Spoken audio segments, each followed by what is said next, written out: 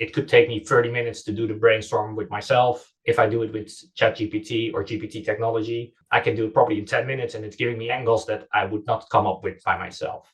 So how is this being used in the CX industries? You see a lot on summarization, classification, obviously generation, hyper personalization. So there's a lot of angles where you can take how to generate text into your journey.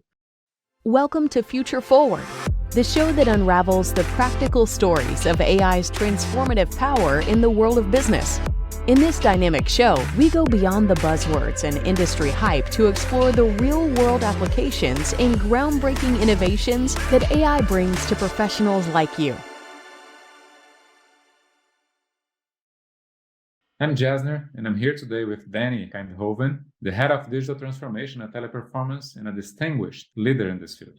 So Danny has been helping companies around the world on their path to innovation, has been working with AI for maybe the last 10 years, has even developed some customer-facing applications with ChatGPT before we all know about it. So he's also the author of the keynote Robots Don't Cry and has recently released a new one called One Brain with a Million Minds. So Danny, thank you for joining us. Thank you, Jester. Happy to be here. Awesome. So one brain with a million minds. Sounds very intriguing. Can you tell us more about the concept behind this title?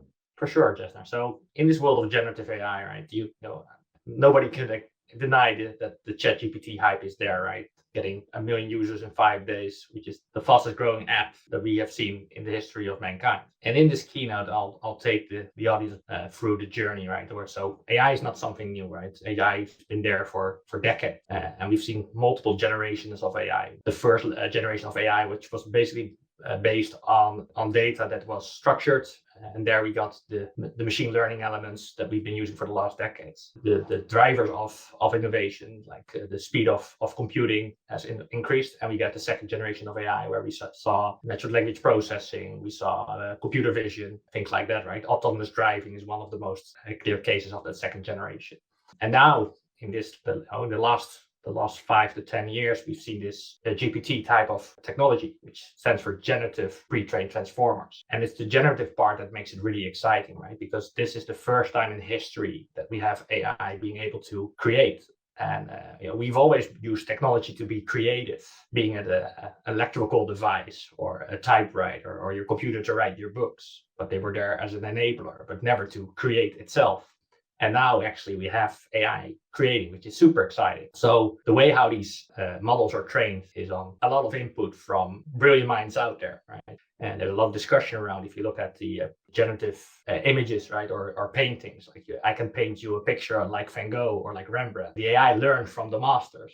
We're basically getting that creativity from the brilliant minds out there, the millions of other minds out there. And throughout that keynote, I'll take them by the journey on how AI is helping to be creative and generate, either in text, in audio, in video, and even in music and in coding, right? It's a keynote where I give some practical examples of how these technologies being used, generating those type of outputs. That is indeed super exciting, right? The era, I think that we can see that we are living. And as you said, we often hear, right, about AI impacting various areas, such as, exactly as you mentioned, right, videos, images, audio, voice. But what are the real life applications that you see in the customer engagement or in the digital experience space?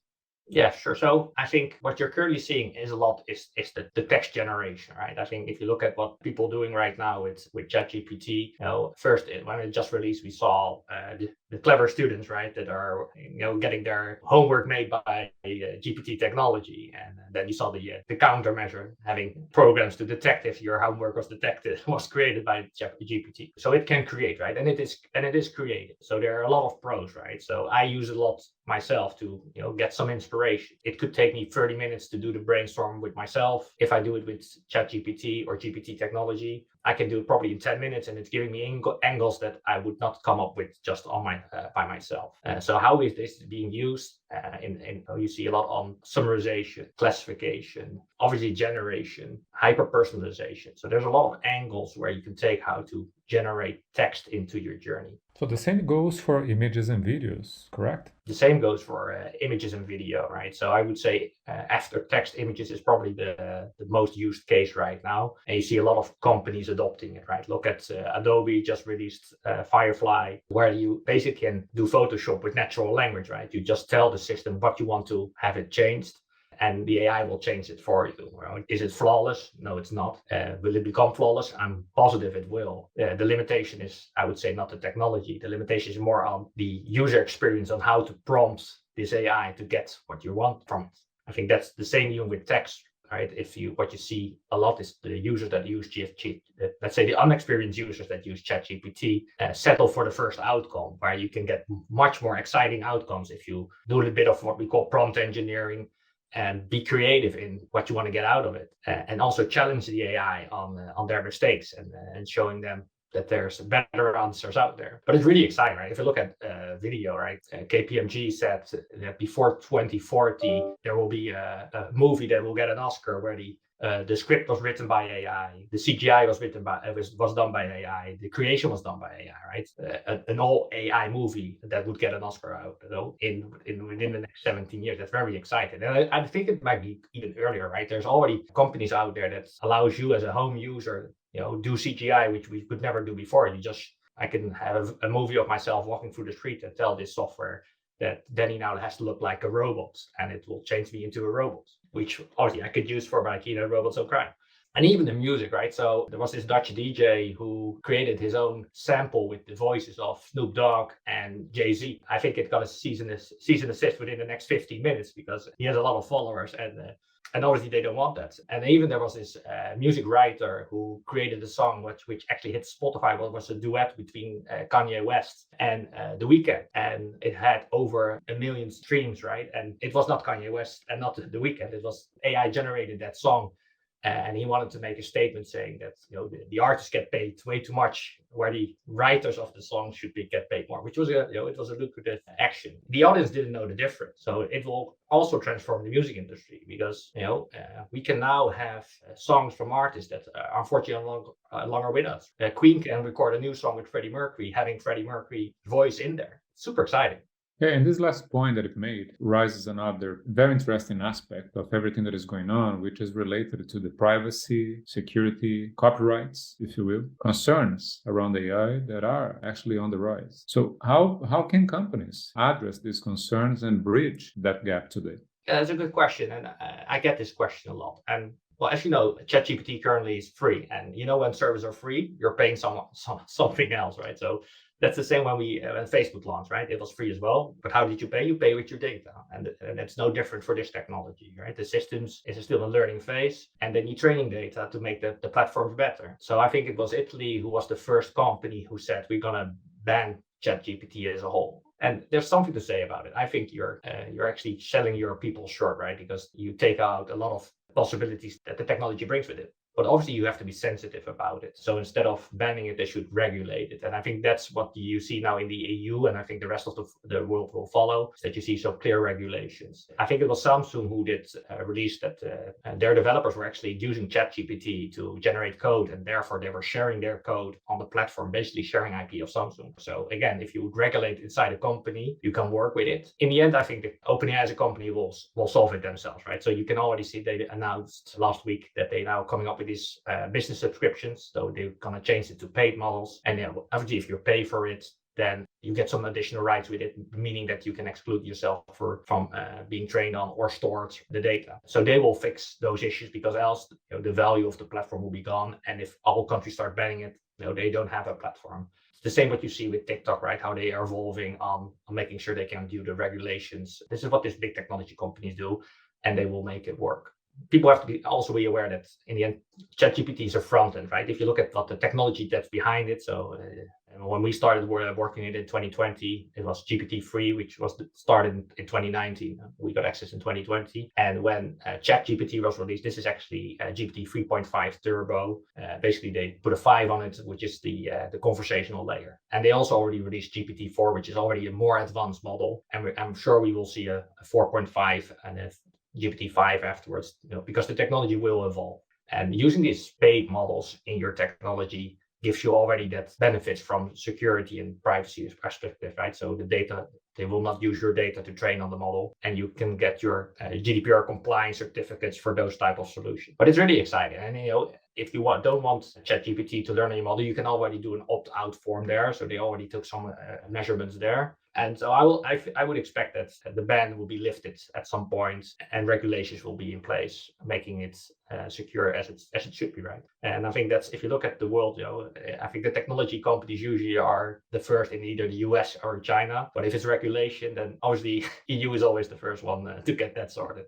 Oh, thank you, Danny. This is great. It is evident that security and privacy will remain, indeed, significant topics in the upcoming months, to not say years, as AI applications continue to evolve. But now, let's shift our focus towards the evolution of the AI movement as it applies to businesses. We all remember the chatbots fever, right? Particularly those rule-based chatbots. So how has the field progressed since then, in your opinion? And do you believe there is still room for further advancement, for further improvement in chatbot interactions? Yeah, for sure. If you again, looking at ChatGPT right now, it's the most advanced chatbot that we've ever seen, right? So if I look at the evolution, right, chatbots for decades as well, where the first chatbot was basically keyword spotting and scripting. Then we had the second generation, which I would call more the digital assistants, which used natural language processing, being able to recognize intents without hitting the keywords. That's what we've been using for, I would say, the last 5 years. And this generation, I would almost call it an AI assistant. What GPT can do is mimic these human-like responses and then making it very dynamic, right? You don't have to script your bot anymore. You can give it a direction or a scope, and within that scope, it can answer. I think this is, if we can improve better, yes, I think we can make it easier to scope. But after that, right, the customer will be able to establish that they are talking to a human or to a bot. And I think that what you're talking somehow is also about the personalization, right? The lack of a script, or the no need for a script is just outstanding, because you're establishing a conversation. But in somehow, at least to me, I think that the most exciting part is how can you personalize that conversation, right? And maybe personalization and hyper-personalization are becoming possible, back to your point. So are there any practical application that you can see in the near future? Or maybe it's still too soon to talk about real-life examples of hyper-personalization? No, I think this is actually the almost the magic wand that we've been looking for hyper-personalization, right? In the past, hyper-personalization was based on predictive analytics. So getting a lot of data and then based on the data, picking a path to address that person. Now, what we have to do, the AI can adopt. So we can still do the prediction, but during that journey, the AI can establish that there was a wrong path and adapt. If you look at the first cases that I would expect is in education. A lot of people learn different, right? That's, I think, the biggest issue that we see in our education system. We have young people that can learn very quickly, and we have young people that struggle. And the education system has to find a balance in that, feeding in a pace that will be suitable for everyone. This will change. The AI can adopt. So if you are a fast learner, you get bigger bites, faster spoon-fed, making sure that you can take that knowledge to you in the pace that you like it, advancing quicker. The people who are just need more time, need more examples, we can slow it down, giving them a bit more in-depth information to understand better why, so they can grasp the concept. And this will change everyone, right? It will create a lot more, I would almost say, equal rights across the world. A big believer of this methodology is Bill Gates, who with his foundation is very passionate about this technology. Might also because Microsoft is one of the biggest investors in OpenAI, but still, right, if you look at what this can do in Africa for healthcare and education, it can make the world a bit better place. Okay, we have covered a lot of ground with Danny in this episode, and there is still so much more to discuss. To ensure we do justice to the depth of our conversation with Danny, we have decided to divide this episode into 2 parts. So thank you for joining us for part 1 of this enlightening conversation, and stay tuned for the release of the part 2. We can't wait to see you there. So thank you for listening. This episode was brought to you by Teleperformance, a global digital business service company empowering brands to master the future. And if you enjoyed this show, you'll love our exclusive selection of over 100 on-demand events, interviews, and podcasts.